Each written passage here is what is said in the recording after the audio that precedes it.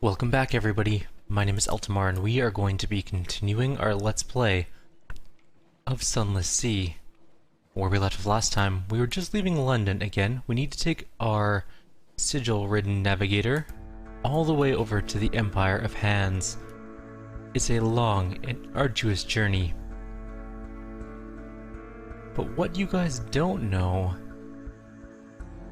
is that you are already there. Let's head into port and hand off our navigator. We're also almost out of fuel, so we're gonna have to buy some expensive fuel here, which is a little sucky, but oh well. Compile a port report. Let's do that first. And now we'll help our navigator sell his soul. Perhaps one of these apes will make better use of it. He carries his meager belongings in a pack over his shoulder. There is no perceivable difference in him following the sale of his soul. The proceeds furnish him with a tiny anonymous shack and a modest store of gewgaws to sell to traders who call it the creaking jetty. He shakes your hand at his door. Thank you for your indulgence. You will find my equipment and charts in my cabin. I hope they lead you on happier journeys.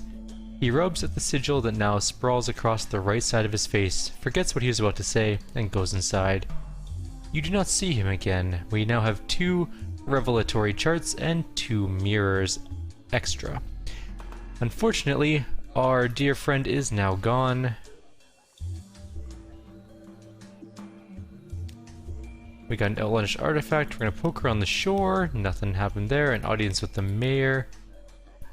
We're going to, oh my god, that's expensive. Acquire emergency fuel because we hate ourselves apparently. Sweet Jesus, that's expensive. Alright, that's 3 times the normal price for fuel. That should hopefully get us to Port Cecil, where we will buy much cheaper fuel. While we're here, may as well not do any of those things. We'll go... none of those things. We'll go sail around, travel to Fountainhead Island, and visit the delightful Adventuress's camp, see what's happening there.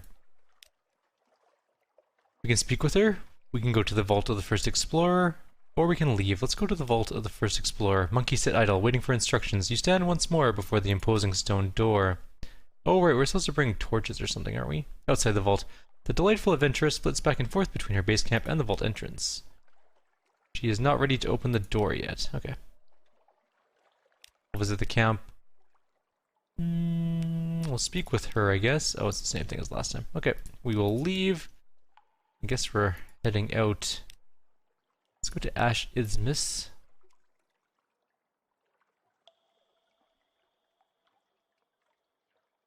We'll go to the monkey foundling's hut. She does not appear to be here right now. A pair of Pentecost apes are, though, glaring at you with equal parts malice and their usual avarice. We got chased away by them, though, so we're gonna leave. We can go to Hearthsake Village, and there's not much here. The Lost Treasure Hunter, I guess. Actually, no, we can eat at the captain's table. We could also join a raid, but it would go very badly. We'll dine with the captain anyways. We gained another menace, unaccountably peckish. We gained 5 terror, but we lost some hunger. Gaining 5 terror wasn't really worth that much hunger, though, unfortunately. Lost Treasure Hunter, anything new? No. Ooh, we can trade supplies for foxfire candles. Those are useful.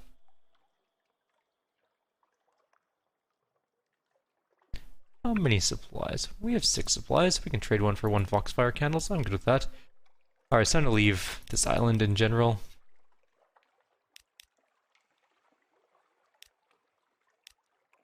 We already got a port report for here, so we are out for now. We are going to head up to Port Cecil at this point in time. Hope to... I guess we could go down to the Chelenate, but I like Port Cecil more. And I also want to head up north for some things. Or maybe I do want to go south. We could go south to Chelenate, probably. Alright, I'm going to leave you guys here though. I'm going to do a quick jump cut to when we arrive at the Chelenate. We also need to repair at some point because I realized we've taken some damage. We are at 17 and we might die from that thing. These are some of the most dangerous enemies in the game, the savage Lorn Flukes.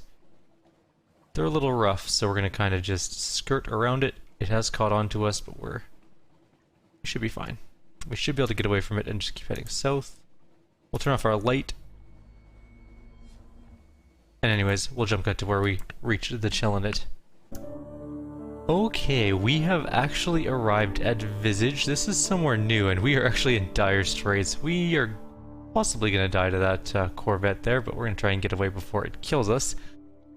Fingers crossed, but we're in Visage for now. This is the port of Visage, where faces may not be naked except one, a stone monument the size of a village church, serenely gazing upwards, flourishing of years. Go ashore.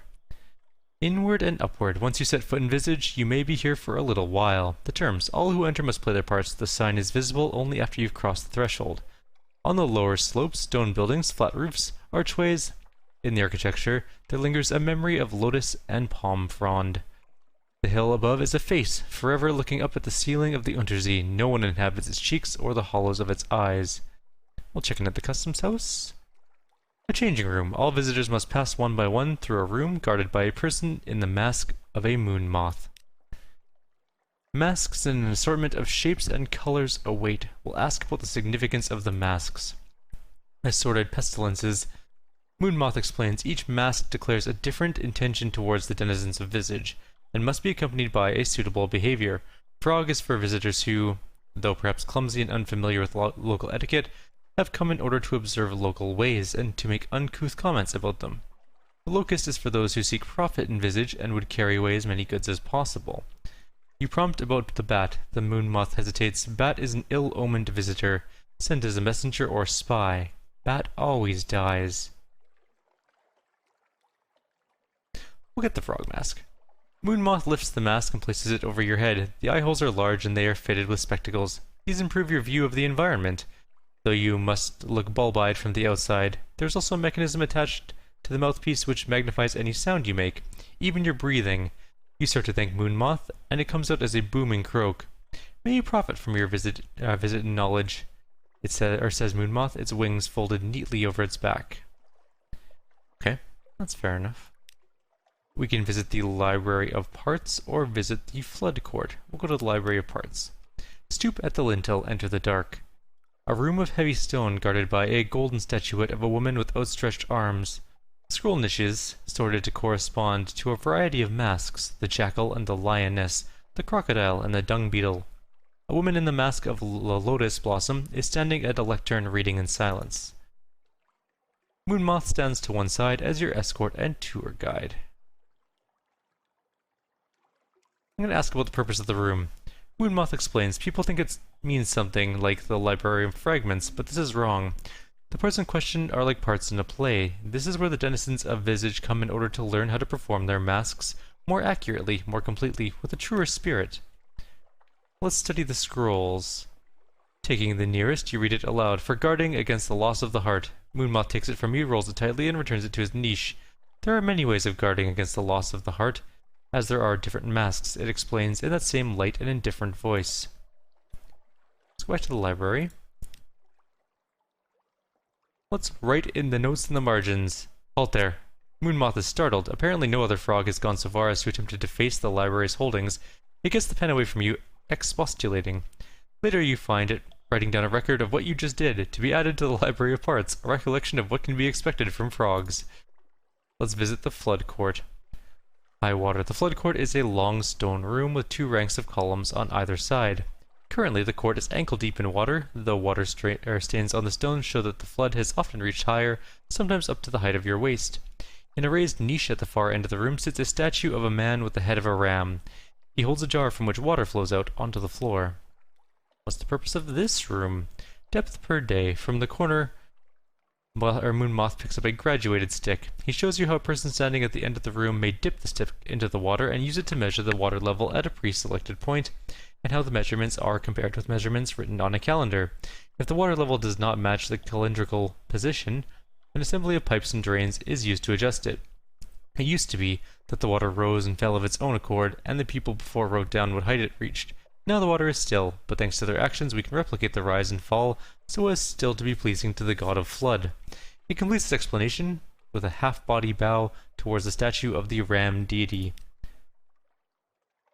I'm going to show oafish enthusiasm for this wonderful indoor pool. You exclaim how much you admire this room and its excellent pool. Your words are, as always, amplified into a croak. Other masks turn towards you, crocodile, lotus, blossom, crescent moon, but nobody speaks.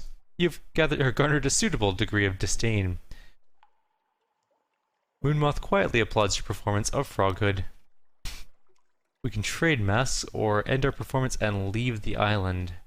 Let's trade masks with Moonmoth. It's keen to go. It draws you aside into a closet in the customs house. Had enough of Visage, it tells you frankly, here, you take my mask and pretend to be me, I'll trade in the visitor mask and get on some departing ship, get my life back. Its face, no, now you see it, her face, is aging but unlined. A lifetime of never needing to use a facial expression. So she wants to leave. So we can visit other things. Visit the house of the Chief Geometer. It is an honor to be, it is understood to be an honor. Lines in wet ground. Each morning the man in the cobra mask draws lines in the mud flat with a pointed steel rod. This apportions to each inhabitant a small trapezoidal area from which to harvest mushrooms and to scrape salt. No plot is ever preserved from one day to the next. This man is the Chief Geometer, the keeper of directions, master of land measures and sea measures.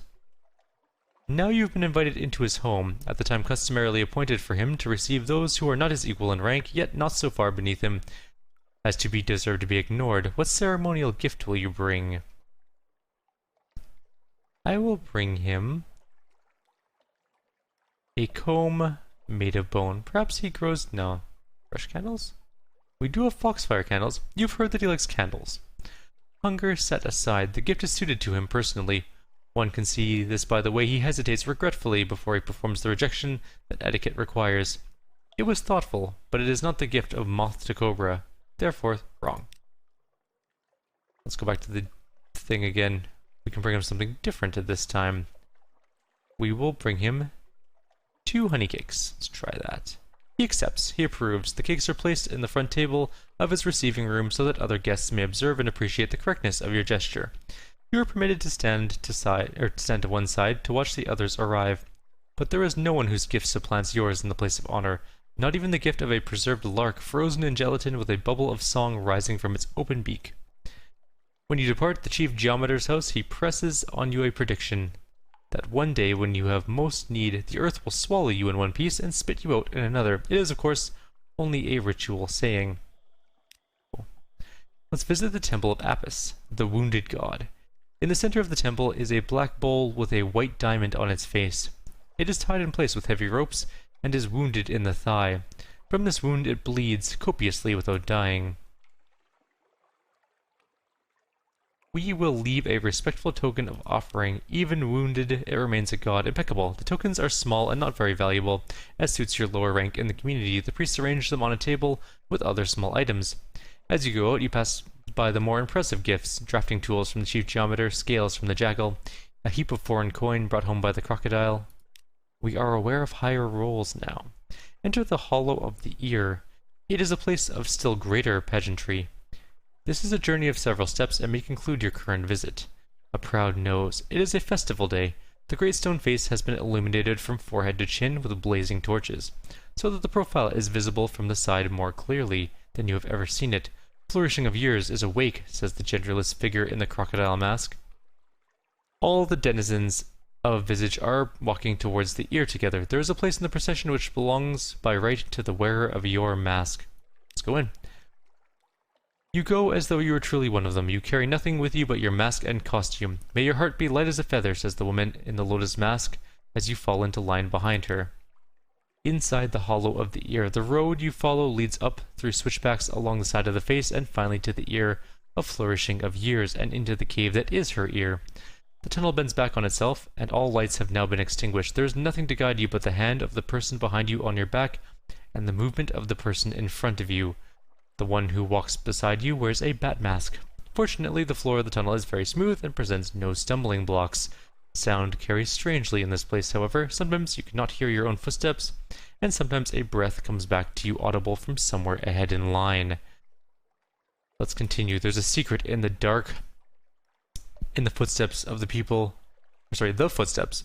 are steady and synchronized, and you go further. For how many years has it been done, and how many will be done in the future? Watch your step here, says Bat Mask to you in an undervoice. Its accent is the accent of Wolfstack docks. Floor is about to get squishier. And sure enough, it does.